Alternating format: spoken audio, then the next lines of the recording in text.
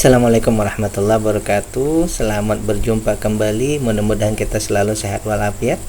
Hari ini tanggal 20 bulan Agustus 2024, kembali kita akan membuat semua fundamental saham dari laporan keuangan triwulan 2 2024.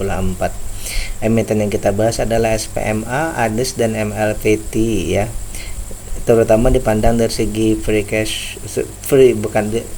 dipandang dari segi value investing ya.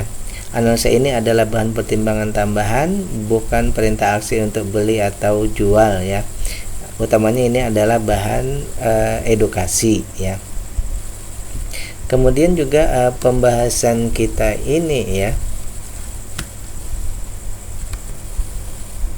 lebih kepada apakah saat ini ya layak untuk masuk atau belum.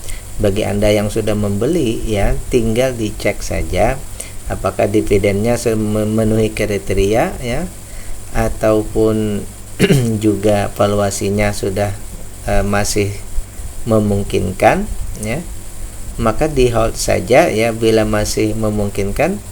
Tetapi bila memang valuasinya ataupun fundamentalnya sudah tidak bagus ya boleh keluar ya. Jadi ini bukan untuk membahas keluar atau tidak, tetapi apakah saat pembahasan kita ini layak masuk atau belum ya. Masuknya itu terserah Anda dari segi sudut pandang yang mana. Baik, kita akan membahas yang pertama SPMA ya. Ini ada baru satu data ya. Harga sekarang 298 ya. Book value-nya 750, keuntungannya 34. Kalau kita bandingkan dulu yang pertama bahwa keuntungan bersihnya hanya 4,57%. Berarti keuntungannya ini di bawah 10% ya. Baik, kita akan perbandingkan dulu dari segi value-nya bahwa diskonnya ini sangat besar ya. Dari segi book value diskonnya 60%. Berarti ini bukan beggar lagi kalau memang dia sampai ke nilai bukunya ya. Ini berarti 300, 600 ya 250% kemungkinannya ya kalau memang dia sampai ke nilai bukunya. Yang kedua dari segi valuasi ada 13%.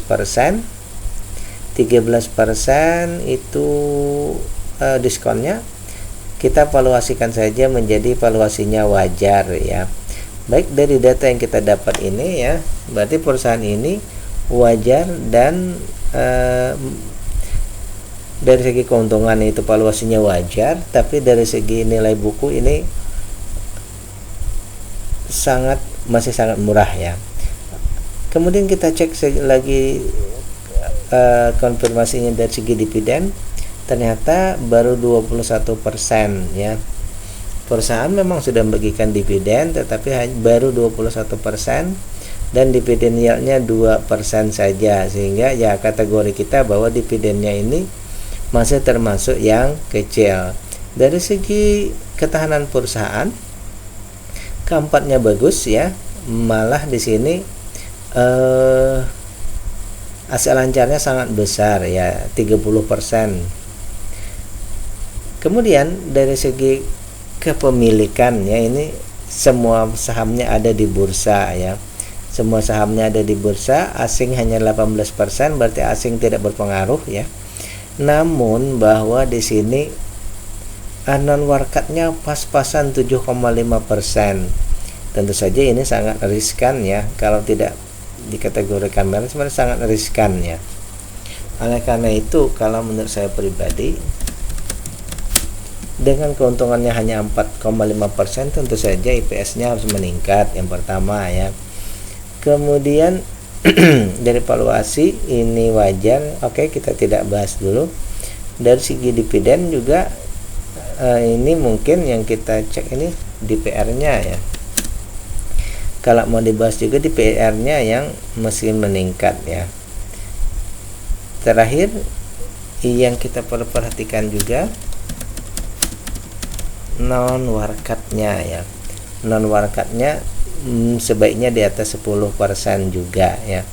Jadi ini untuk data yang pertama untuk Suparma atau SPMA ya.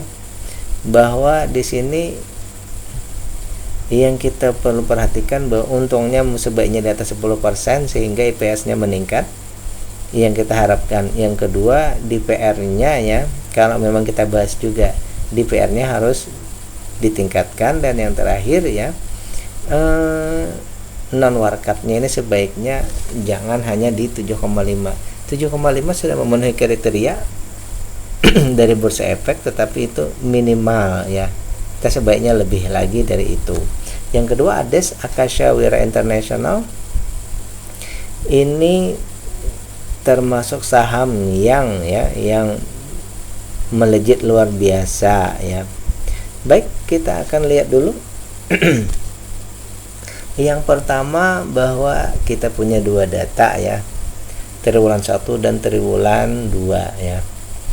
Triwulan 1 itu dibandingkan triwulan 2 dari segi book value ada peningkatan, dari segi keuntungan juga ada peningkatan ya. Dari segi harga malah ada penurunan. Aset lancar ada peningkatan, hutang ada pengurangan, berarti meningkat. Berarti secara fundamental kalau menurut saya pribadi bahwa triwulan 2 dibandingkan triwulan 1 itu ada peningkatan ya di triwulan 2.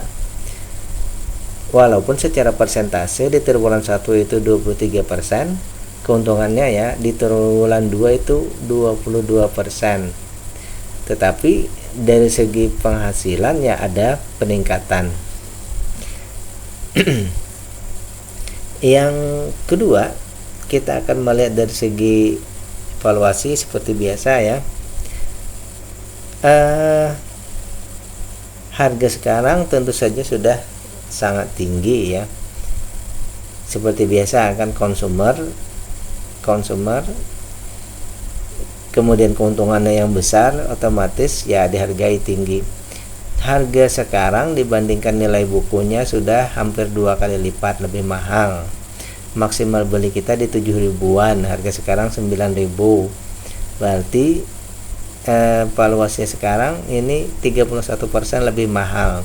Jadi simpulannya bahwa valuasinya mahal karena keuntungannya yang besar. Namun ada sedikit ya ketidaksinkronan di sini, dengan keuntungan yang besar tapi perusahaan tidak membagikan dividen. Nah, di sini kita perlu bertanya juga ya, kenapa tidak membagikan dividen?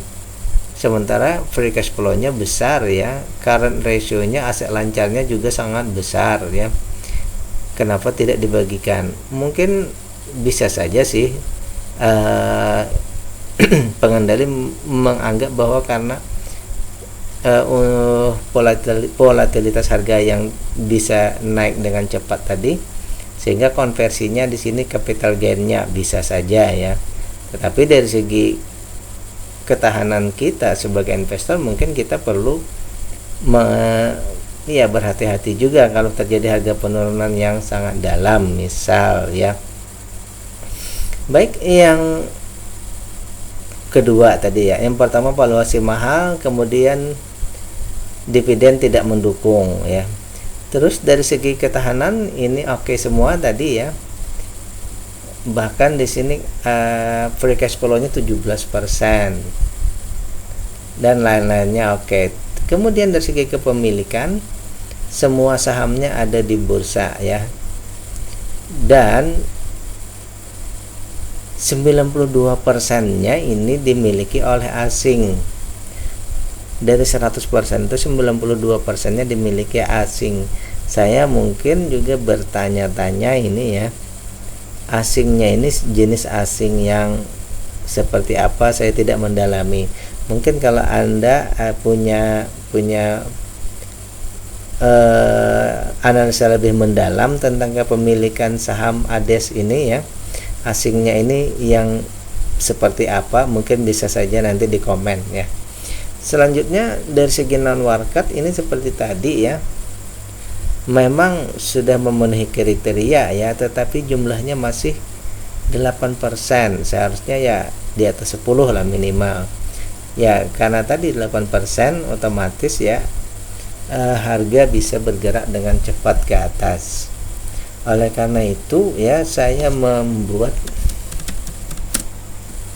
asumsi saya untuk perusahaan ini. Yang pertama tentu saja harga ya. Kalau wajarnya tadi di 7 ribuan ya, minimal kembali ke harga wajar di 7 ribuan, itu yang pertama ya.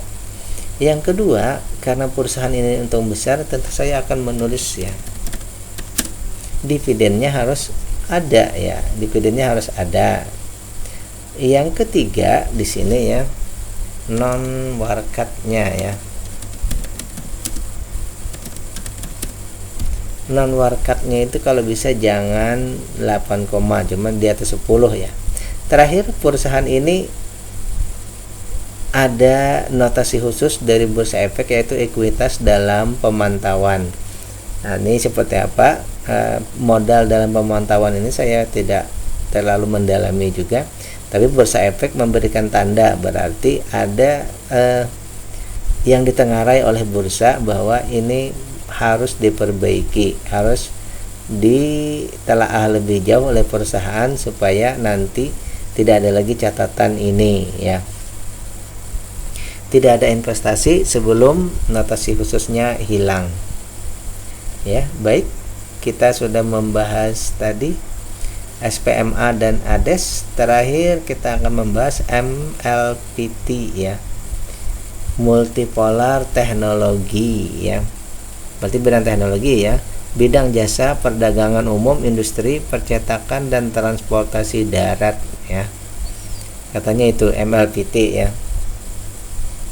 Multipolar teknologi ya. Baik, kita baru mendapatkan satu data ya, satu data triwulan 2 saja. IPS-nya ini 206,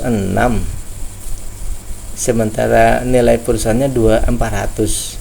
Berarti keuntungan perusahaan ini 50%.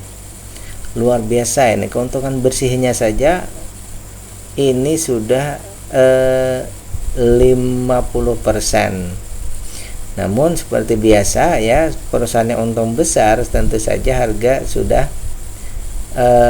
tinggi, karena pembahasan kita mungkin sudah ya terlambat ya. Mungkin investor yang dulu ya sudah membeli ini di awal ya.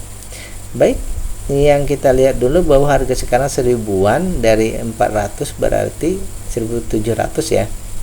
3,3 kali sudah lebih mahal. Jadi valuasinya di sini ya, valuasinya sudah mahal ya.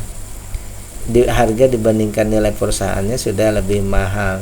Yang kedua, dari segi maksimal beli ya, itu maksimal belinya 2000-an. Harga sekarang ini di 1700-an, berarti valuasinya wajar ya. 15%, diskonnya 15%, jadi kita kategorikan wajar. Jadi perusahaan ini untuk maksimal beli masih dalam kategori wajar ya. Untuk book value-nya dia memang sudah mahal ya. Kemudian dari segi dividen, ternyata perusahaan membagikan dividennya besar ya, 89%. Malah di tahun 2022 itu 100%-an ya. Ini sangat besar sekali ya. Kalau kita setarakan dulu dengan 30, dia di bawah 5% sebenarnya ya. Tetapi kalau melihat dari data kumulatif, maka ini DPR dan dividennya sudah termasuk kategori besar. Tetapi kalau ratanya memang masih di bawah ya. Baik, itu yang pertama, DPR-nya oke, dividennya oke, valuasinya wajar ya. Lanjut, dari segi ketahanan perusahaan ini ada satu yang menjadi concern ya, bahwa hutang berbunganya, tanggungannya ini 3 kali lipat ya. Tanggungannya 3 kali lipat lebih besar daripada nilai perusahaannya. Kalau misalnya 400 ya, berarti hutangnya ini 1200 ya. Hutangnya 1200, termasuk besar. Terakhir, kepengendalian sahamnya semuanya ada di bursa, tetapi yang non warkat 13%, ya sudah termasuk lebih dari 10% lah. Walaupun kita harus tetap harus berhati-hati ya. Kalau di atas 20 oke lah. Baik, sehingga kita akan buat, ini bukan kesimpulan tetapi asumsi dari data ini ya.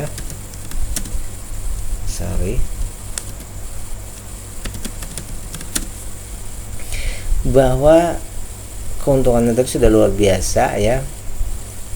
Berarti valuasinya juga sudah di bawah ya. Kalau misalnya mau ke valuasi murah, ini berarti ya sekitar 1.500-an ya, misal tadi di mana menunggu. Mungkin kita buat simulasi dulu ya. 1.500-an. Ya, valuasinya jadi murah kalau di 1.500-an ya. Kalau sekarang valuasi wajar ya. Kalau di murah sekitar 1.500 ke bawah. Baik, itu datanya tadi ya. Kesimpulan kita menunggu yang pertama tadi di sini valuasi tadi ya, harga. Kalau dividen ini ya tadi besar ya, tetapi kalau disetarakan 30 dia masih kecil ya. Kemudian yang lainnya di sini adalah hutang tak berbunga ya. Dan lain-lainnya itu saja dulu, bahwa kita nanti menunggu harganya turun ya, menuju misal tadi ke murah. Kemudian hutang juga ini yang perlu kita, hutang tak berbunganya ya, yang perlu kita concern lebih jauh karena ini sudah 3 kali lipat ya. Kemudian juga tadi bahwa apa tadi? Lupa. Dividen tadi ya, dividennya itu kalau disetarakan 30 dia masih lebih masih murah ya, masih kurang dibandingkan dengan 5% ya. Baik, ini pembahasan kita tentang 3 ya, multipolar, Suparma, Ades, dan multipolar ya. Demikian, billahi taufiq wal hidayah. Assalamualaikum warahmatullahi wabarakatuh.